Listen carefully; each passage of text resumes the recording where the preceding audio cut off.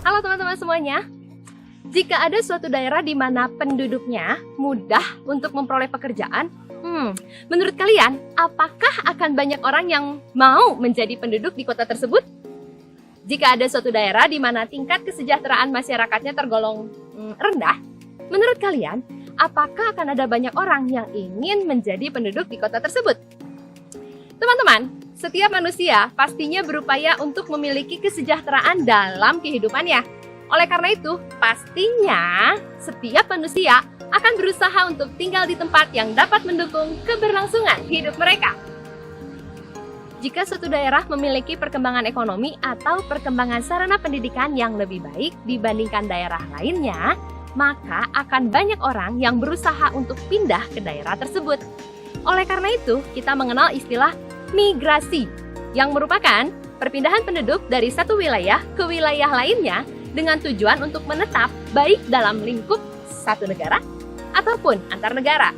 Orang yang melakukan migrasi kita sebut dengan nama migran.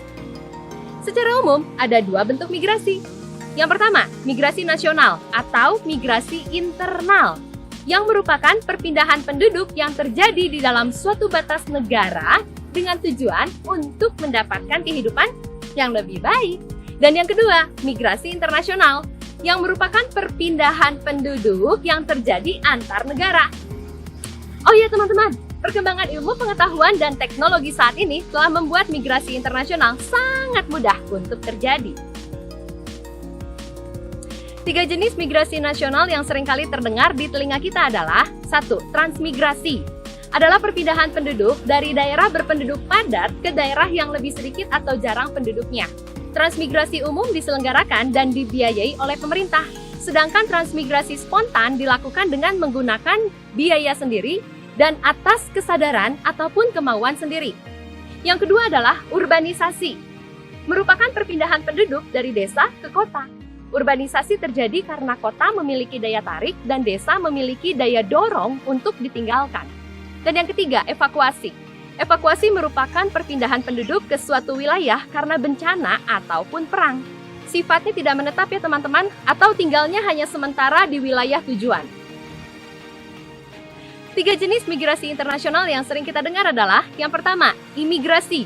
Imigrasi merupakan masuknya penduduk yang ada dalam negara lain ke suatu negara untuk menetap dengan tujuan untuk menjadi bagian dari negara tersebut. Yang kedua, emigrasi. Merupakan keluarnya penduduk yang ada dalam suatu negara ke negara lain untuk menetap dengan tujuan untuk menjadi bagian dari negara tersebut. Yang ketiga, remigrasi. Merupakan kembalinya penduduk dari suatu negara ke negara asalnya. Berbicara mengenai faktor yang mendorong terjadinya migrasi, berarti kita berbicara mengenai faktor yang berkaitan dengan daerah asal, yang kita kenal dengan nama faktor penekan, dan juga faktor yang berkaitan dengan daerah tujuan, yang kita kenal dengan nama faktor penarik. Faktor penekan dari terjadinya migrasi adalah kurangnya lapangan pekerjaan, kemiskinan, peperangan, kondisi politik yang tidak baik, masalah lingkungan yang dapat berupa lingkungan yang rusak ataupun bencana alam, dan juga kesempatan pendidikan yang rendah. Faktor penarik dari terjadinya migrasi adalah yang pertama, tersedianya lapangan pekerjaan di daerah tujuan.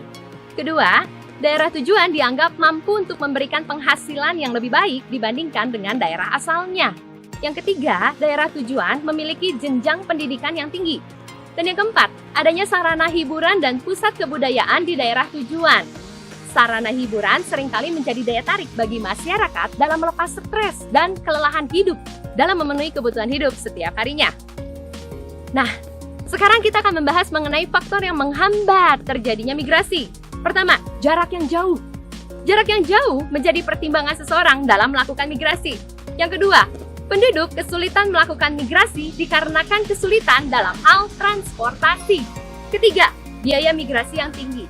Dan yang keempat, faktor pribadi yang berupa sikap cepat puas dengan apa yang ada dan sukar menerima tantangan yang baru.